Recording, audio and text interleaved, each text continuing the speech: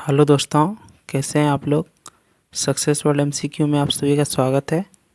आज हम लोग बिहार मध्य निषेध सिपाही भर्ती परीक्षा 2023 के मैथ के सवाल को डिस्कस करेंगे। आज हम आप लोगों के लिए एक नया प्रैक्टिस सेट 11 लेकर आए हैं। चलिए बच्चों, आज का सवाल देखते हैं। बच्चों, कल आप लोग एक सवाल क्वेश्चन नंबर प्रैक्टिस सेट में 5 था, जिसमें से A/B वाला ऐसे कुछ सवाल था जिसका ऑप्शन में बनाने में कुछ गलती हो गया था। 5-3 के जगह पे 2 होगा और जिसके कारण उसका आंसर 8/2 आएगा और ये कट कर 4/1 हो जाएगा। बहुत बच्चे इसके लिए कमेंट कर रहे थे, जिसको मैंने बनाकर ग्रुप में भेज दिया था। चलिए बच्चों, आज के सेशन को आगे बढ़ाते हैं और आज का सवाल देखते हैं। क्वेश्चन नंबर 1 की ओर चलते हैं। दो संख्याओं का लॉ 495 तथा मौ 5 है। मतलब दो संख्याओं का एलसीएम 495 और एचसीएफ 5 है। यदि उन संख्याओं का योग 100 है तो उनका अंतर क्या होगा। तो सबसे पहले क्या दिया है, एलसीएम कितना दिया है 495 और एचसीएफ कितना दिया हुआ है 5 दिया हुआ है। तो सबसे पहले यहाँ पे क्या बोल रहा है कि दो संख्याओं का, तो पहली संख्या को क्या मान लेंगे x मान लेंगे और दूसरी संख्या को y मान लेंगे। और एक कॉन्सेप्ट आप लोगों को पता होगा कि पहली संख्या गुना दूसरी संख्या बराबर एलसीएम गुना एचसीएफ होता है। ये हमने बताया भी था पहले, इस कॉन्सेप्ट को ध्यान में रखेंगे। तो यहाँ पे क्वेश्चन में बोल रहा है कि दो संख्याओं का लॉ 100 मौ 100 इतना है, तो उन संख्याओं का योग इतना है तो अंतर ज्ञात करें। तो पहला संख्या x है, दूसरा y है, तो दो संख्याओं का जब गुणनफल करेंगे तो x y, तो गुणनफल क्या होता है एलसीएम गुना एचसीएफ। तो एलसीएम 495 गुना 5 हो जाएगा। और बोल रहा है कि उन दोनों संख्याओं का योग 100 है, मतलब x + y बराबर 100 है। तो पूछा क्या, उनका अंतर x - y का मान पूछा है। तो x - y निकालने के लिए एक फार्मूला होता है, x - y का होल स्क्वायर बराबर प्लस दिया हुआ है, तो क्या फार्मूला आता है x + y का होल स्क्वायर और -4xy। इसी फार्मूला को लेकर चलेंगे और इसी फार्मूला से सॉल्व हो जाएगा। तो x - y का होल स्क्वायर पूछा है, तो चलिए बनाते हैं। x - y का होल स्क्वायर बराबर क्या हो जाएगा x + y का होल स्क्वायर, और x + y कितना दिया है 100, तो 100 का स्क्वायर हो जाएगा -4 और xy का मान हम लोगों के पास कितना है 495 गुने 5। इसको सॉल्व करेंगे तो x - y का होल स्क्वायर बराबर कितना हो जाएगा 100 पे जब स्क्वायर करेंगे कितना हो जाएगा 10,000 हो जाएगा। और -495 गुना 4 गुना 5, पहले 4 गुना 5 करेंगे 20 हो जाएगा। तो 495 को 2 बार गुना करेंगे कितना हो जाएगा 990 और एक जीरो बैठा देंगे तो 9,900 हो जाएगा। तो x - y का होल स्क्वायर बराबर कितना हो जा रहा है 100 हो जा रहा है। तो x - y बराबर कितना हो जाएगा √100 स्क्वायर स्क्वायर आएगा रूट हो जाएगा। तो कितना निकल गया 10 निकल गया। और क्वेश्चन में ये पूछा था कि दोनों संख्याओं का अंतर कितना है, तो x - y का अंतर पूछा था तो कितना हो जाएगा 10 हो जाएगा। ऑप्शन नंबर ए बिल्कुल सही जवाब हो जाएगा। क्वेश्चन नंबर 2 की ओर चलते हैं। 50 और 100 के बीच अवाज संख्याओं की संख्याएं है। मतलब बोल रहा है 50 और 100 के बीच अवाज संख्या की संख्याएं कितनी है। तो आवाज संख्या आप लोगों को बता दिए थे कि आवाज संख्या किसको बोलते हैं, जिसका गुणनखंड केवल एक और स्वयं हो या खुद हो, तो उसी को आवाज संख्या बोलते हैं। तो पूछ रहा है 50 से 100 के बीच कितनी आवाज संख्या। तो सबसे पहले बच्चों आप लोगों को बता देते हैं कि 1 से लेकर 50 तक आवाज संख्या जो है कितना है 1 से 50 तक 15 है। और फिर 1 से लेकर 100 तक जो आवाज़ संख्या है वो कितना है 25 है। और 1 से लेकर 200 तक आवाज़ संख्याओं की संख्या 46 है। और 1 से लेकर 500 तक आवाज़ संख्याओं की संख्या 95 है। और 1 से लेकर 1000 तक की आवाज़ संख्याओं की संख्या 168 है। इनमें से आप लोगों को कुछ भी पूछा जाए तो ये बात को आप लोग ध्यान में रखेंगे, इतना संख्या है तो क्या होगा, इससे आप लोगों को बनाने में आसानी हो जाएगा। तो चलिए इसमें देखते हैं कि पूछा क्या 50 और 100 के बीच 1 से लेकर 50 तक आवाज़ संख्या कितना है 15 और 1 से 100 तक 25 है।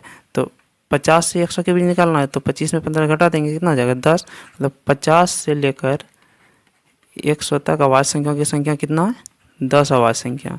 तो क्वेश्चन में यही पूछा जा रहा है कि 50 से 100 की अवाच्य संख्याओं की संख्या कितनी है, तो कितनी है 10। ऑप्शन नंबर सी बिल्कुल सही जवाब हो जाएगा। क्वेश्चन नंबर 3 की ओर चलते हैं। एक वस्तु का क्रय मूल्य विक्रय मूल्य का 40% है। ध्यान से पढ़ेंगे, एक वस्तु का क्रय मूल्य विक्रय मूल्य का 40% है, तो विक्रय मूल्य क्रय मूल्य का कितना प्रतिशत होगा। तो आप लोगों को क्या बताए थे, जिससे तुलना किया जाए उसको नीचे लिखेंगे। तो क्या बोल रहा है, एक वस्तु का क्रय मूल्य विक्रय मूल्य का तो एसपी को नीचे लिखेंगे, सेलिंग प्राइस 40% है। अगर विक्रय मूल्य को 100 मान लेंगे तो क्रय मूल्य कितना हो जाएगा, 40 हो जाएगा। फिर बोल रहा है कि विक्रय मूल्य क्रय मूल्य का कितना प्रतिशत है, तो विक्रय मूल्य क्रय मूल्य का, यहाँ क्रय मूल्य का बोल रहा है तो सीपी नीचे करेंगे। विक्रय मूल्य क्रय मूल्य का कितना प्रतिशत है, तो सेलिंग प्राइस एसपी कितना है 100 और क्रय मूल्य कितना है 40। ये बोल रहा है कितना प्रतिशत है, जब भी बोला जाए कितना प्रतिशत है तो क्या करेंगे, इसको गुना कर देंगे किससे, 100 से 100% से गुना कर देंगे और इसको कटाएंगे, जितना हो जाएगा उतना प्रतिशत विक्रय मूल्य क्रय मूल्य का हो जाएगा। तो कटाते हैं, 20 से 2 बार में और ये 5 बार में, और 2 से 100 को कटाएंगे 50, तो 50 पंचे 250%, मतलब विक्रय मूल्य क्रय मूल्य का कितना हो जाएगा 250% हो जाएगा। ऑप्शन नंबर डी बिल्कुल सही जवाब हो जाएगा। अगर बच्चों इसमें से आप लोगों को पूछ दिया जाए कि विक्रय मूल्य क्रय मूल्य से कितना ज़्यादा है, जब ज़्यादा पूछ दिया जाए तो क्रय मूल्य से ज़्यादा पूछा है, जब ज़्यादा पूछेगा तो क्या हो जाएगा, विक्रय मूल्य 100 और क्रय मूल्य 40 है, तो ज़्यादा पूछेगा तो ये ज़्यादा देख लेंगे कितना ज़्यादा है, 60 ज़्यादा है, और किससे क्रय मूल्य से, तो 60/40 और गुना 100%। जब ज़्यादा पूछा जाए ज़्यादा तो कितना ज़्यादा है, 20 से कटाएंगे 20 दूना 40, 20 तिया 60, और 2 से 100 को कटाएंगे 50 बार में, तो कितना 150% क्रय मूल्य से विक्रय मूल्य ज़्यादा है। लेकिन क्वेश्चन में पूछा था कि विक्रय मूल्य क्रय मूल्य का कितना प्रतिशत है, कितना प्रतिशत है 250%। ऑप्शन नंबर डी बिल्कुल सही जवाब हो जाएगा। क्वेश्चन नंबर 4 की ओर चलते हैं। 4 लगातार सम संख्याओं का औसत 23 है, इन संख्याओं में सबसे छोटी संख्या क्या है। तो छोटी संख्या पूछा है, तो जो संख्या सबसे पहले होगा वही छोटी संख्या होगा, और सम संख्याओं के बीच का अंतर कितना होता है, सम संख्याओं के बीच अंतर 2 होता है। कितना होता है, 2 सम संख्याओं के बीच का अंतर क्या होता है, 2 होता है। तो बोल रहा है कि 4 लगातार सम संख्याओं का औसत 23 है, तो मान लेते हैं पहला सम संख्या जो है x है, तो दूसरा क्या हो जाएगा x+2, 2 अंतर होता है। तीसरा क्या हो जाएगा x+4, और चौथा हो जाएगा x+6। बोल रहा है 4 लगातार सम संख्याओं का औसत 23 है, इनमें से सबसे छोटी संख्या क्या है। तो औसत क्या होता है, सबको जोड़ के और जितना संख्या उससे भाग दे देंगे, कितना संख्या, तो सबको जोड़ते हैं x+2, x+4, x+6, और टोटल कितना संख्या है 4 संख्या, तो 4 से भाग दे देंगे और इसका औसत दिया हुआ है कितना 23, और पूछा जा रहा है सबसे छोटी संख्या। छोटी संख्या क्या है, x का मान निकालेंगे। चलिए सॉल्व करते हैं। क्या बार x है, 1 2 3 4, 4x + 2 + 4 + 6 कितना हो जाएगा 12, और 4 को इधर ले जाएंगे तो 23 चौक 92 हो जाएगा। उसके बाद 4x बराबर निकालेंगे 92, और 12 को उस पर ले जाएंगे तो -12 हो जाएगा, तो 4x बराबर कितना हो जाएगा 80 हो जाएगा। तो x बराबर 80/4 हो जाएगा, और इसको कटेंगे, x का मान कितना निकल गया, x बराबर 20 निकल गया। तो 20 ही क्या होगा, सबसे छोटी सम संख्या होगा। और क्वेश्चन में वही पूछा है इन संख्याओं में सबसे छोटी संख्या कौन है, तो कितना है 20। ऑप्शन नंबर बी बिल्कुल सही जवाब हो जाएगा। अगर आपसे पूछा जाता कि सभी संख्या क्या क्या है तो क्या करते, 20 ये होता है, ये कितना हो जाता है 20 + 2 22 हो जाता है, ये 24 हो जाता है, और ये 26 हो जाता है। तो ऑप्शन नंबर सी बी बिल्कुल सही जवाब है, 20 सबसे छोटी सम संख्या है। क्वेश्चन नंबर 5 की ओर चलते हैं। यदि a/b बराबर 5/9, b/c बराबर 4/3, c/d बराबर 2/3, तो a/d क्या है। तो सबसे पहले जितना भी बोला जाए सबको लिख लेंगे, कितना a है, b है, c है और d है। उसके बाद बोल रहा है कि a/b बराबर 5/9 है। उसके बाद फिर क्या बोल रहा है कि b/c जो है 4/3 है, तो उसको नीचे लिख लेंगे, b/c कितना है 4/3 है। उसके बाद बोल रहा है c/d 2:3 है, सी अनुपात डी 2:3 है। तो ए अनुपात डी का मान पूछा है, ए रेशियो डी का मान पूछा है। तो जब भी इस तरह का रेशियो मर्ज करने का सवाल आएगा तो इसमें क्या करना है, कुछ नहीं करना है। जैसे 5 और 9 है तो 9 के आगे खाली 2 बार है, तो जो आगे में रहेगा उसी को आगे तक लिख देंगे, 9 9 लिख देंगे।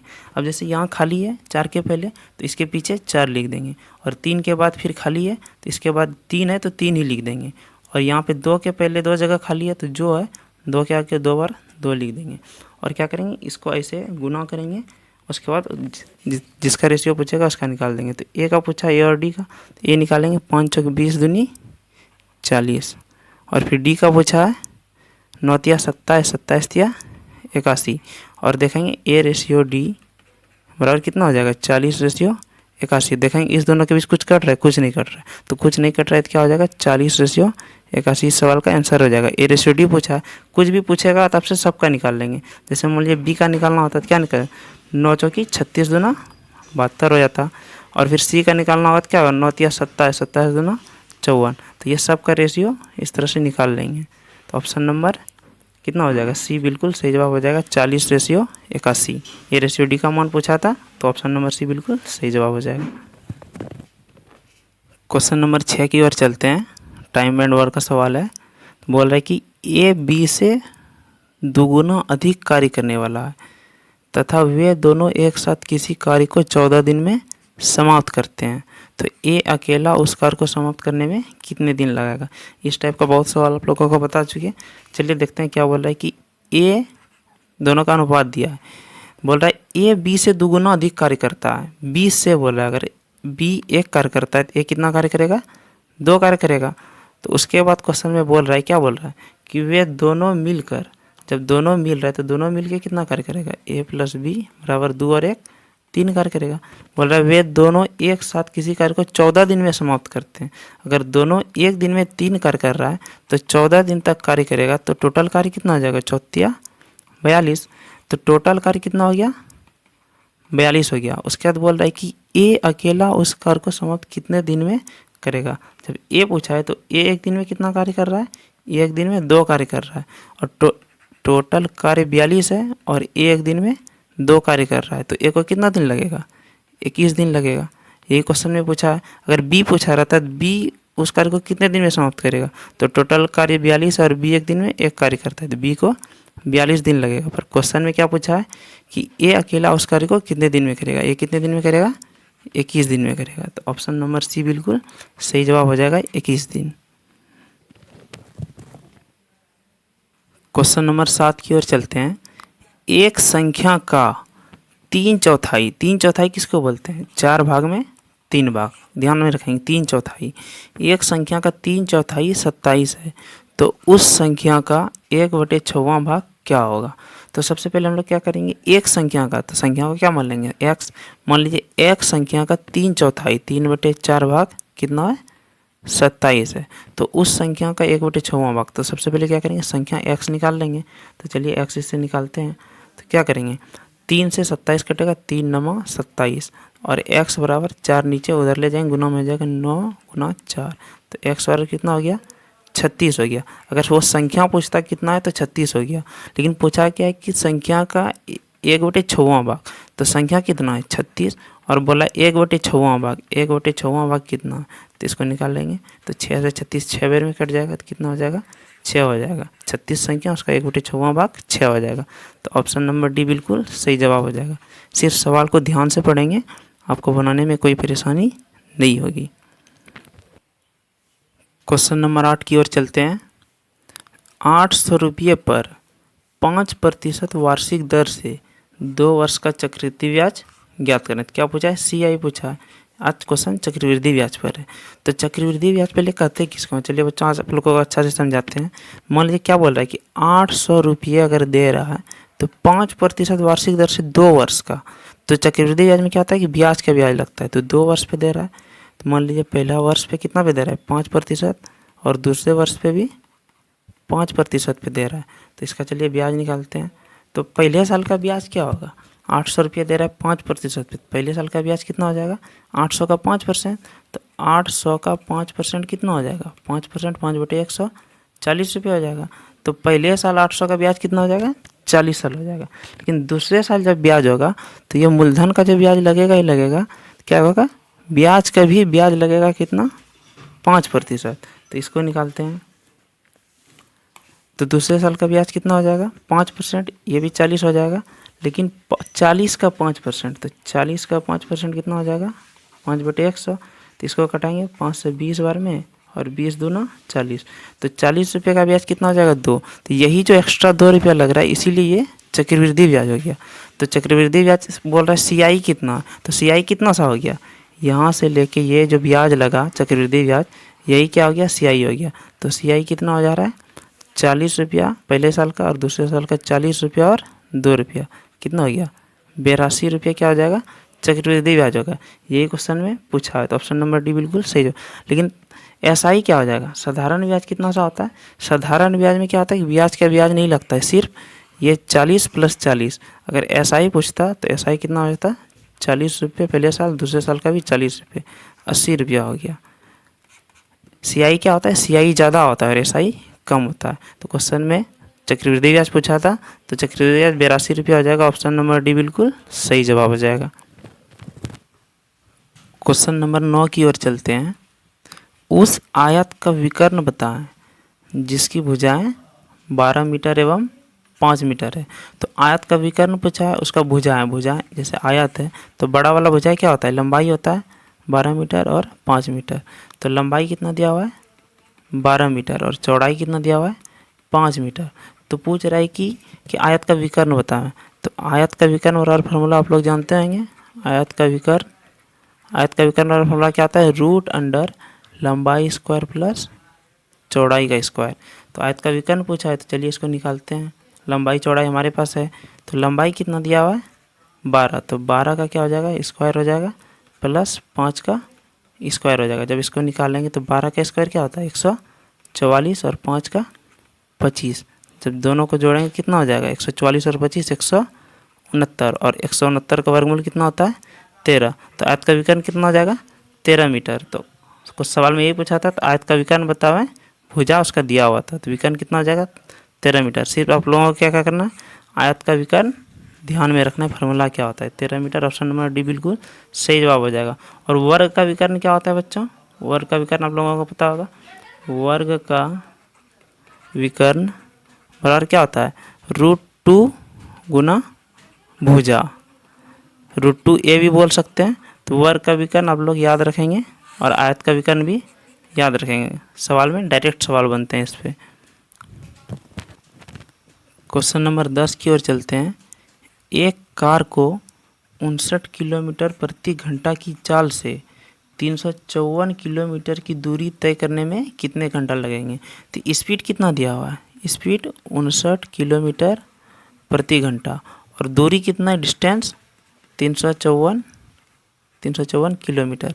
तो ये तो बहुत ही आसान सवाल है। इसका तो डायरेक्ट फार्मूला क्या होता है कि टाइम इंटू स्पीड बराबर डिस्टेंस होता है। लेकिन हमसे पूछा है यहाँ पे क्या, यहाँ पे टाइम पूछा है कितने घंटे लगेंगे। तो टाइम निकालते हैं, टाइम बराबर क्या हो जाएगा, डिस्टेंस बटे स्पीड। ये बहुत ही इंपॉर्टेंट फार्मूला है, इसको ध्यान में रखेंगे। तो टाइम बराबर डिस्टेंस बटे स्पीड। तो चलिए टाइम निकाल लेते हैं। डिस्टेंस कितना दिया हुआ है, 354 किलोमीटर, और स्पीड कितना है, 59 किलोमीटर। चलिए इसको कटाते हैं, देखते हैं कितना आता है। तो 59 से 354 को कटाएंगे, तो 59 का पहाड़ा जैसे याद नहीं, तो इसका क्या करेंगे, यूनिट डिजिट से देखेंगे कि 9 को कितने बार गुना करेंगे, जो लास्ट में 4 आएगा। तो क्या आता है, 9 छकी 54, तो लास्ट में 4 आता है। या फिर आप 50 को 6 बार गुना करें, 50 छक 300 और 9 छकी 54। तो 59 से कितने बार में कट रहा है, 6 बार में कट रहा है। तो टाइम कितना हो जाएगा, 6 घंटा हो जाएगा। तो सवाल में यही पूछा था कि टाइम कितने घंटे लगेंगे, तो कितने घंटे लगेंगे, 6 घंटे लगेंगे। ऑप्शन नंबर सी बिल्कुल सही जवाब हो जाएगा। तो आज के लिए इतना ही बच्चों, आगे की सीट अगले दिन करेंगे। किसी भी प्रकार का डाउट हो तो आप कमेंट करेंगे, आपको उसका सॉल्यूशन मिल जाएगा। धन्यवाद बच्चों।